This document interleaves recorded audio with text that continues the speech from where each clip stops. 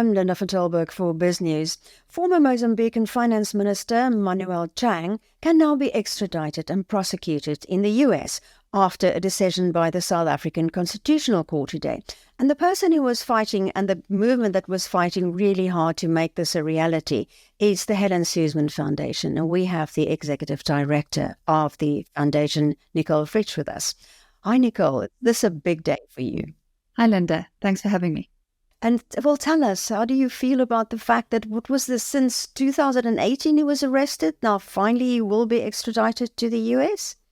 That's right. So that's the implications of the Constitutional Court's ruling yesterday, which is dismissing the government of Mozambique's application to appeal the High Court decision, which ruled that he must be extradited to the United States. So now all legal avenues have been exhausted. There are no further mechanisms, avenues through which the government of Mozambique can seek to impugn the decision of the High Court, and it stands as final, and its order stands as final, which is that Mr Chang must now be extradited to the United States to face trial.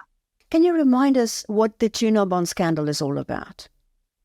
Right, so this is, Mr Chang, as the former finance minister of Mozambique, is alleged to have been party to defrauding, siphoning off millions of US dollars in respect of a development loan to the total of $2 billion US dollars that was intended to go towards,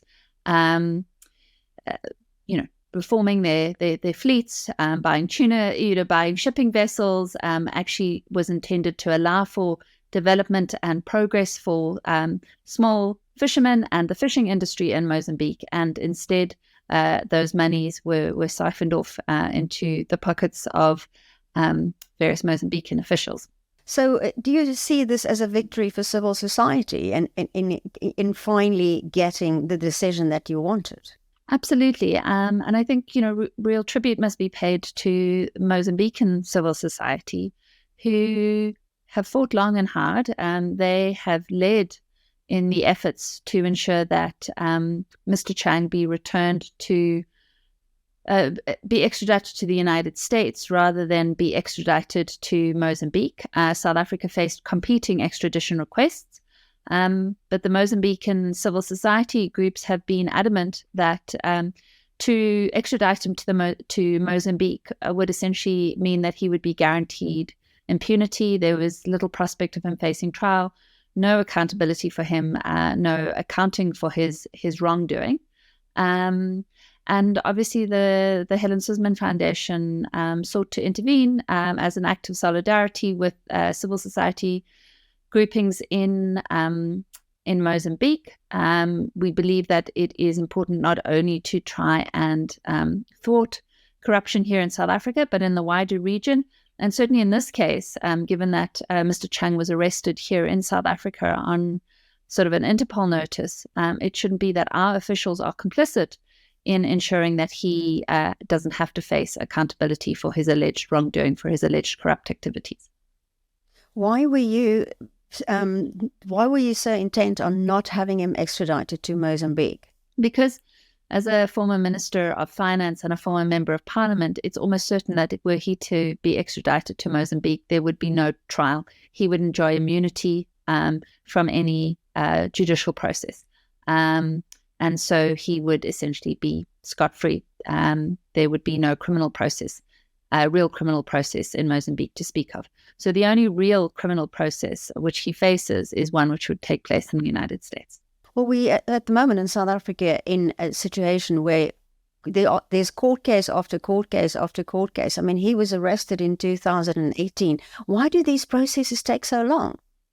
Well, to be fair, it is important that those who are accused of wrongdoing, right? It isn't that they've been proven yet to have engaged in wrongdoing, that they get the opportunity of a full court process, that due process is observed, and so their rights of appeal do need to be observed, and that is not a short-term process.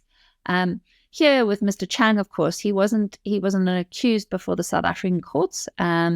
His crimes are alleged to have occurred in Mozambique. And in respect of the victims are ordinary poverty-stricken Mozambicans, because they will never benefit from the development loans. And it was on that basis that Mr Chang and those who were complicit in the wrongdoing were able to obtain investment loans. But those loans came from US investors. And so in addition to ordinary Mozambicans being sort of harmed by this criminal conduct, it is also US investors that have been harmed by this alleged wrongdoing. And so it is the US that then has jurisdiction. And it is on that basis that they requested that he be arrested and that he be extradited to the United States. Do you think this bodes well for other extradition process? We are all thinking immediately of the Guptas. I know that the US has not been wronged, although they used US dollars. Does it bode well for that process? Well, I mean, unfortunately, there's no suggestion that the Guptas will face trial in the United States. Certainly not any suggestion of which I'm aware. If that were the case, I do think that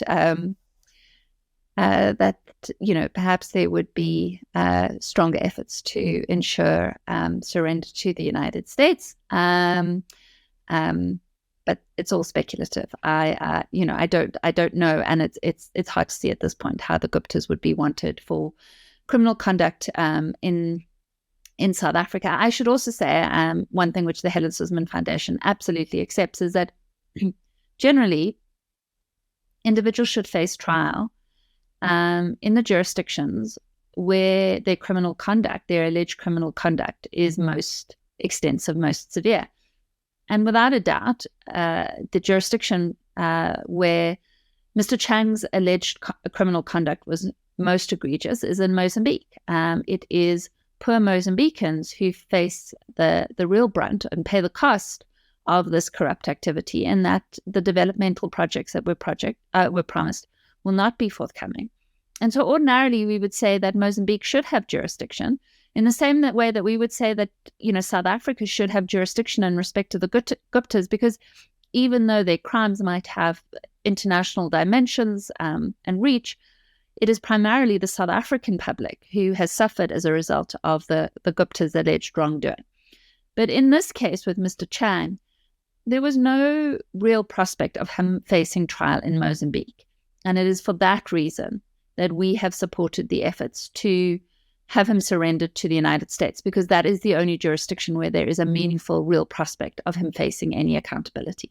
Yeah, which makes me wonder about the jurisdiction. Yeah, I didn't suggest that the Guptas might be prosecuted in the US. I was just thinking that, extradition processes are so often not successful that when you have one victory, you kind of think, oh, could there be more? Yeah, sure. And I mean, we can only hope that there is some way in which, despite this recent failed extradition attempt in respect to the Guptas, that those efforts are revived and that there is far more diligence demonstrated on the part of the authorities, both Dubai authorities and our own, to ensure that he is, that those extradition processes are properly pursued and that they result in an outcome which is ultimately surrender of the Guptas to South Africa to face trial. Nicole Fritz from the Helen Suzman Foundation, thank you so much.